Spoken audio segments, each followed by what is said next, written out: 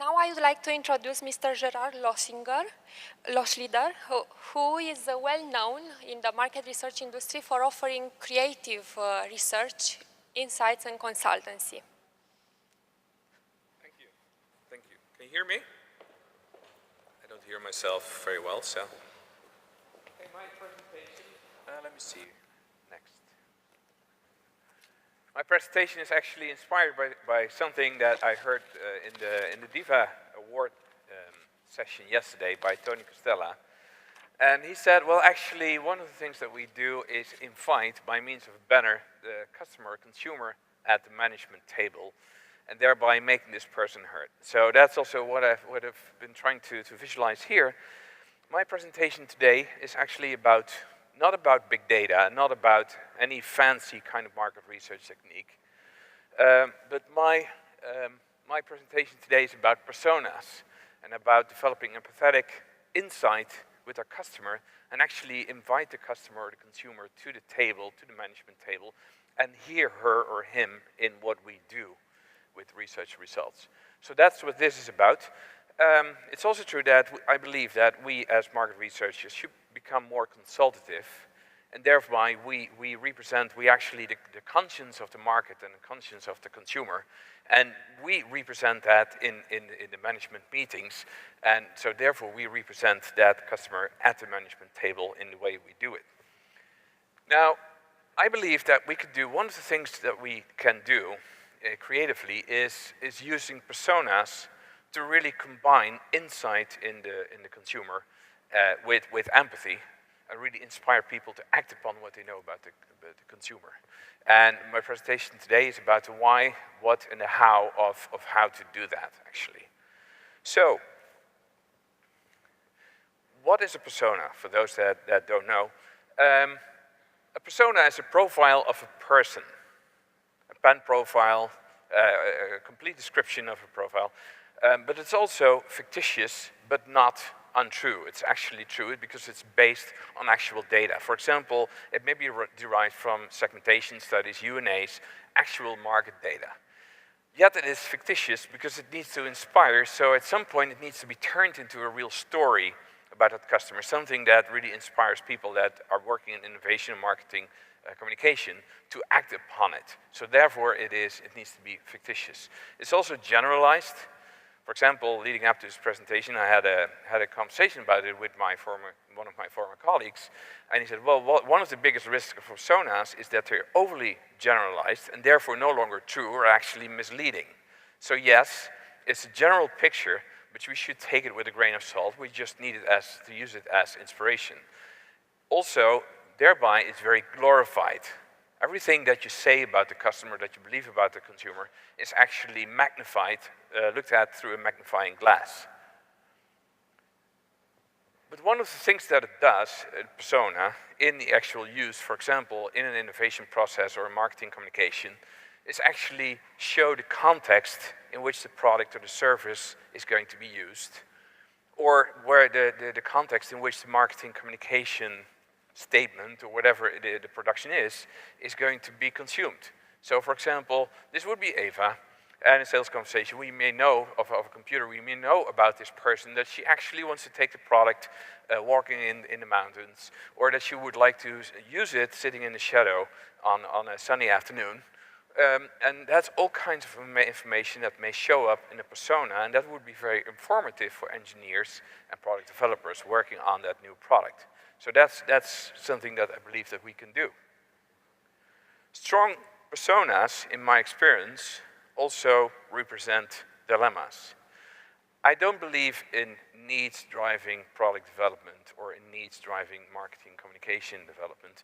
One thing I actually believe is that product development and innovation are driven by dilemmas, something that the consumer wants, but isn't necessarily delivered and produced by the current solutions. So that presents an actual dilemma to the consumer.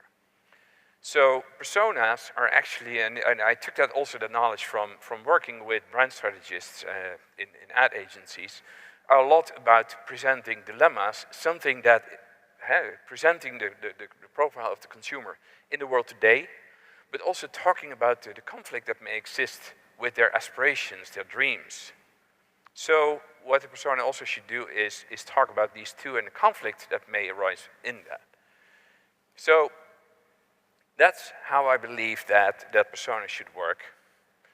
Insights tell you, in the empathetic part, tell you what that does not think and what that actually does think. And this is not how TED talks.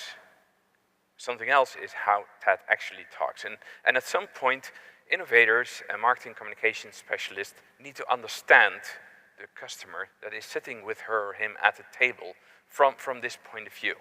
And that's something I want to convey. Let me also tell you, because I think I forgot that, why I think that. I'm a market researcher. I'm also very much on the quantitative methodology side.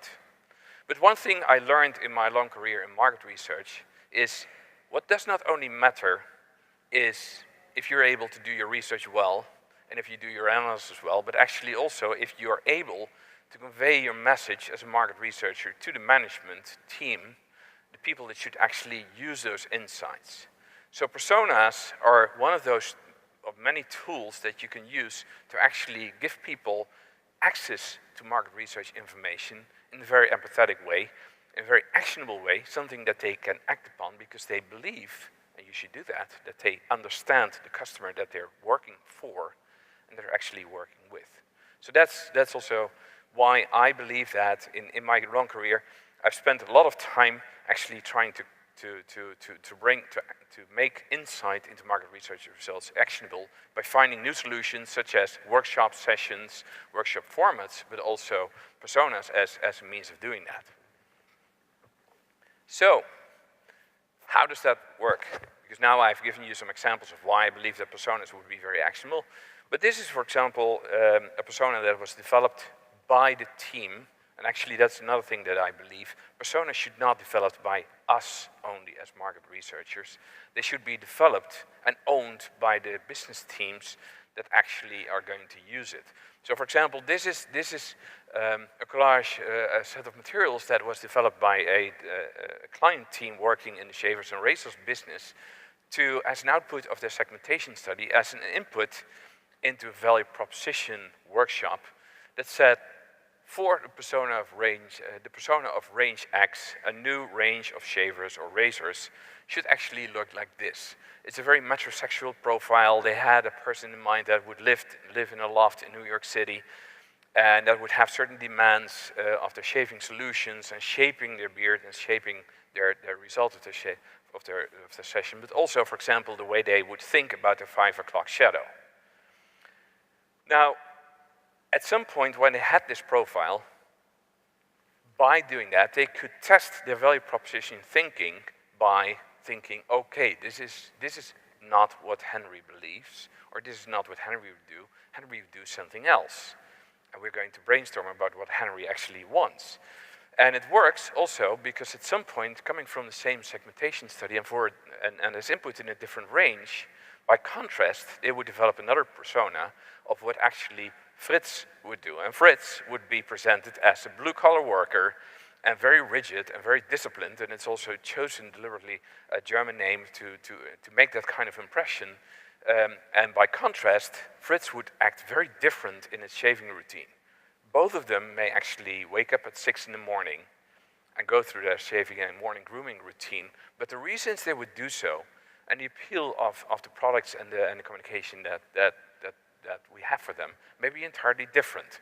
And this is where personas could help the teams do that.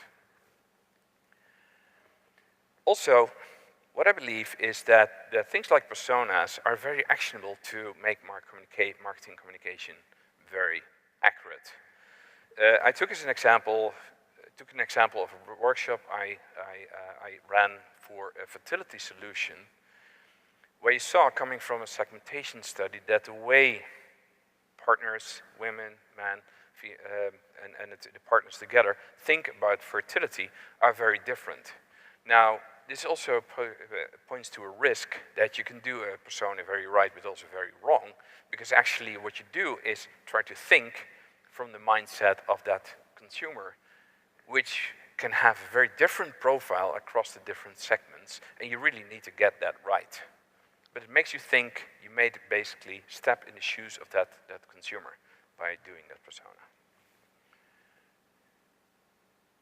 Me personally, I've run many workshops, and I see personas and different tools as very actionable, very handy coming in to emphasize with the person you're talking with.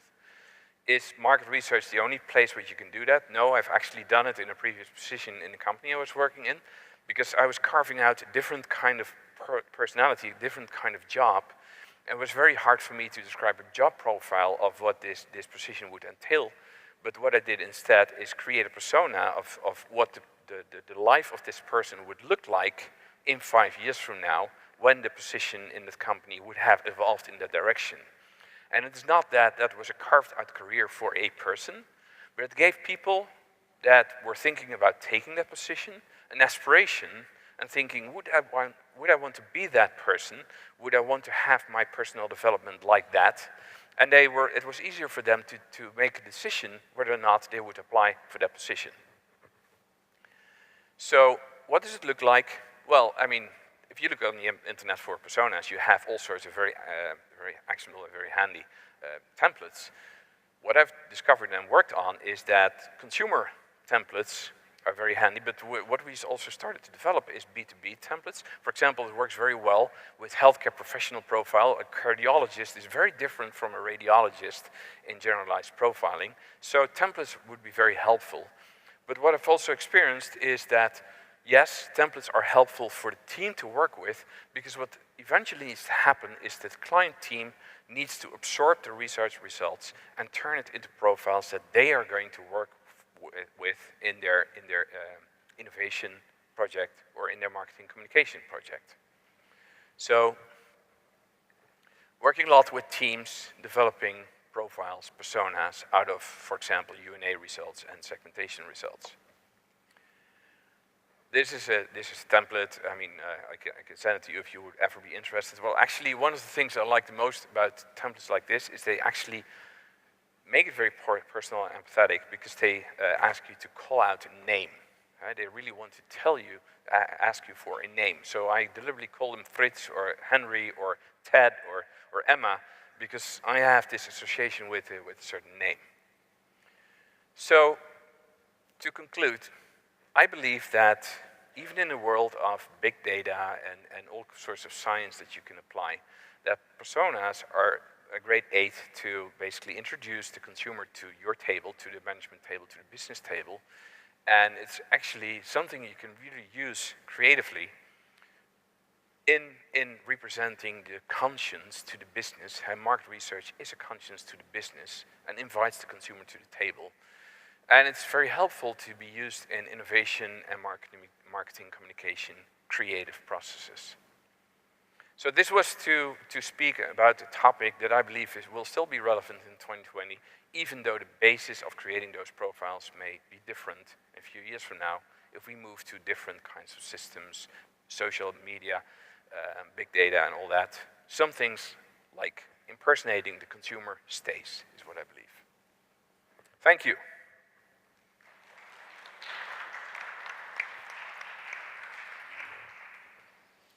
Questions? A lot of light here. Any questions? I have a question. Did you use personas also as using archetypes? You know, the usage of archetypes, the 12 dimensions. Is it similar to that, or is it something totally different? It's very much echoed. Can you repeat the question? I was talking about using archetypes in explaining, for example, segmentation. Is that something similar to archetypes? It is the same.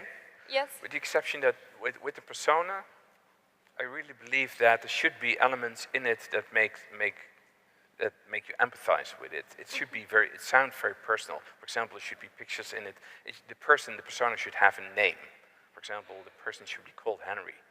Because at some point when I was working in the business, we would talk about what Emma would do, or what Jenny would do, or what Jenny's life looked like. And that person starts to get her seat at the table at some point. And archetypes do the same, but you need to personalize them. you use it in segmentation as well, in presenting segmentation data? Yeah, as an output down the road once it's processed, yes. Okay, thank you. Super, thank you, thank you.